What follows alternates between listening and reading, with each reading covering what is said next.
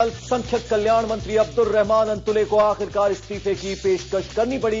अंतुले ने अपना इस्तीफा प्रधानमंत्री मनमोहन सिंह को भेजा है। अपनी चिट्ठी में अंतुले ने कहा है कि अगर पार्टी को उनके बयान पर शर्मिंदगी उठानी पड़ रही है तो वो इस्तीफे के लिए तैयार हैं। दरअसल महाराष्ट्र एटीएस की चीफ हेमंत करकरे की शहादत पर सवाल उठाना उन्हें महंगा पड़ रहा है। कांग्रेस पार्टी को भी इस मामले पर शर्मसार होना पड़ रहा है। लोकसभा से लेकर महाराष्ट्र विधानसभा तक पार्टी बैकफुट पर आ गई है। आपको बता दें, इस वक्त की बड़ी खबर, केंद्रीय अल्पसंख्यक कल्याण मंत्री अब्दुल रहमान अंतुले को आखिरकार इस्तीफे की पेशकश करनी पड़ी। अंतुले ने अपना इस्तीफा प्रधानमंत्री मनमोहन सिंह को भेजा है और अपनी चिट्ठी में अंतुले ने साफ कहा है कि अगर पार्टी को उनके बयान पर शर्मिंदगी उठानी पड़ रही है तो वो इस्तीफे के लिए तैयार है।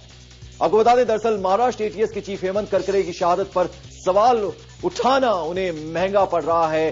कांग्रेस पार्टी को भी इस मामले पर शर्मसार होना पड़ा।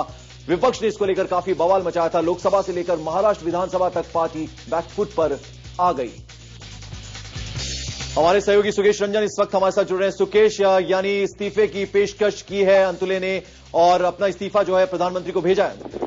जी बिल्कुल, देखिए पंकज जी, इस पूरे एपिसोड का खाका जो है वो कल ही तैयार हो गया था जब कांग्रेस पार्लियामेंट्री पार्टी की बैठक हुई थी। जिस तरीके से बयान दिया था अंतुले ने, कांग्रेस एम्बैरसमेंट हुई थी। कांग्रेस ने जिस तरीके से कांग्रेस पे हर तरफ से दबाव पड़ रहा था, मुंबई अटैक्स के बाद कहा जा रहा था कि वो सॉफ्ट है टेरर को लेकर, आतंकवाद पे उन्होंने नरमी दिखाई है, जिसका नतीजा ये है कि मुंबई पर हमला हुआ और 60 घंटे तक पूरे देश ने उस हमले को देखा। और उसके बाद कांग्रेस जो है वो रिकवर करने की कोशिश कर रही थी। आनंद फानंद में गृह मंत्री को बदला गया, वहां के मुख्यमंत्री को बदला गया, वहां महाराष्ट्र के गृह मंत्री को भी हटा दिया गया और एक नया कानून लाया गया। लेकिन इसी बीच में जब कांग्रेस ग्राउंड गेन करने की कोशिश कर रही थी, अंतुले के बयान ने उसमें एक पिन चुभोने का काम कर दिया और सारा गुब्बारे से सारी हवा निकल गई। जिस तरीके से विपक्ष से लेकर तमाम पार्टियां लामबंद होकर सरकार के खिलाफ खड़ी हो गई कि सरकार का एक मंत्री का निजी बयान नहीं होता है, उसकी कलेक्टिव जिम्मेदारी होती है।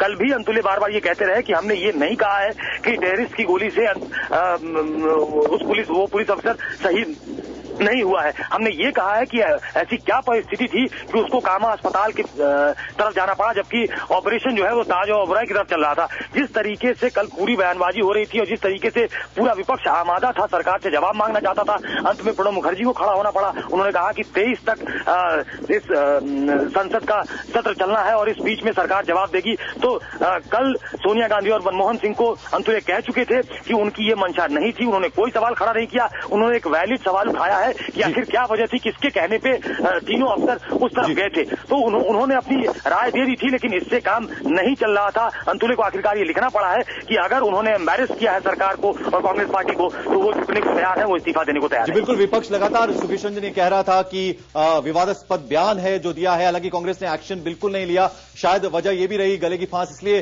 अंतुले बने हुए थे क्योंकि खुद वो अल्पसंख्यक हैं, अल्पसंख्यक कल्याण मंत्री। जी बिल्कुल, देखिए कल उनको कोई मलाल नहीं है। जिस तरीके से कल वो संसद में घुस रहे थे तो वो विक्ट्री का निशान बना रहे थे।